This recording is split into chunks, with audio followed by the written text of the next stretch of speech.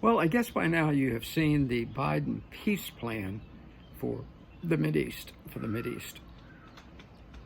for resolving Israel's war of survival with the terrorist monsters of Hamas. Takes kind of an unusual approach.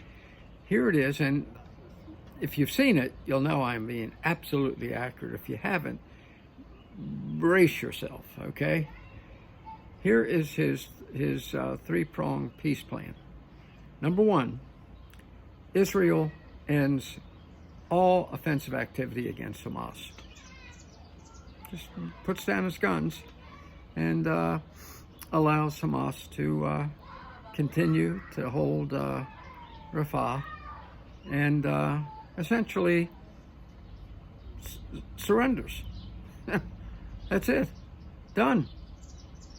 Israel just throws down its guns and puts up its hands. Says, okay, we're done. That's the number one. That's key. And Hamas promises to return, not a lot, but a couple hostages to show good faith. It's just what you need to show a good faith from Hamas. The second prong is Israel then withdraws all of its troops from Gaza. Everybody, pull all the troops out and give Gaza back to Hamas. You can't make this stuff up. Israel pulls all of its troops out of all of Gaza and just hands Gaza back to Hamas. And about 900, I think it is, Israeli soldiers have sacrificed their lives taking the ground that Israel holds in Gaza. But Biden says, just give it back. Just give it back. Just give it back. And then the third plank of the Biden peace platform is Hamas retakes power in Gaza, and Israel promises never to try to have any control over Gaza.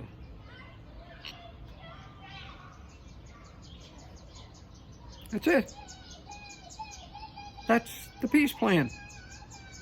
That is the Biden peace plan for Israel's war of survival. Israel surrenders and allows Gaza to move back in, start building its terrorist tunnels again, and prepare for as many more October 7th as it likes, while Israel lays down its arms. Now I want you to think for a second. The one thing I want you to think is that the guy's an idiot. You know, it reminds you of what Robert Gates said, former Secretary of Defense. And remember, he's a Democrat. He said Joe Biden never made a correct foreign policy decision in 47 years. Well, we can add another boneheaded move for the guy. But I want you to put that in perspective, if you will. Put it in perspective. Imagine when the Allies had fought their way across all of Europe. Okay, we had the invasion of Normandy and fought their way across town by town, village by village, city by city, across Europe. We got to Berlin. We had Hitler in the bunker, and President Biden said, "Okay, here's our plan for peace now. We lay down our weapons and allow the Nazis to retake power. Allow Hitler to come out to the cheering throngs and allow the Nazis to retake power." That's his plan. Oh, and just for good measure, we set ourselves up for having the Nazis invade the United States, which is what he's doing when he restores Hamas to power. He restores Hamas to power. That's it. Okay? Sets them all up. Right there. They're Sinwar down there hiding in his tunnels. Throws a big party to celebrate, and they get ready to start launching their attacks on Israel again, thanks to Toxic Joe Biden. That's where we are. Folks, this president is the worst thing that's ever happened, not just to America, but to the world. And keep in mind, it's not just because he is a senile old idiot. Joe Biden, back when I worked with him, back 40 years ago, was a young idiot.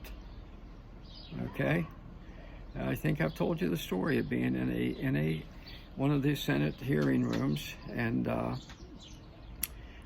setting up cameras for a shoot we were going to do. I was director of communications for the majority, and Biden stuck his head in the room and cracked what he thought was a joke that nobody understood. Laughed to himself, turned, walked away, shut the door. And Jesse Helms turned to me, the real gentleman, said very lowly, "Son, that's the biggest idiot in the United States Senate, son, and that's saying something."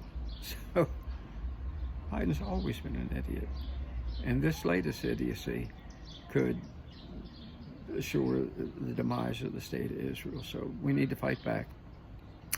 You know, if you're a Constitutional Right PAC's member, contact your senators, your House members, and tell them, can you shut this idiot up? I would phone and just say it's just that simple.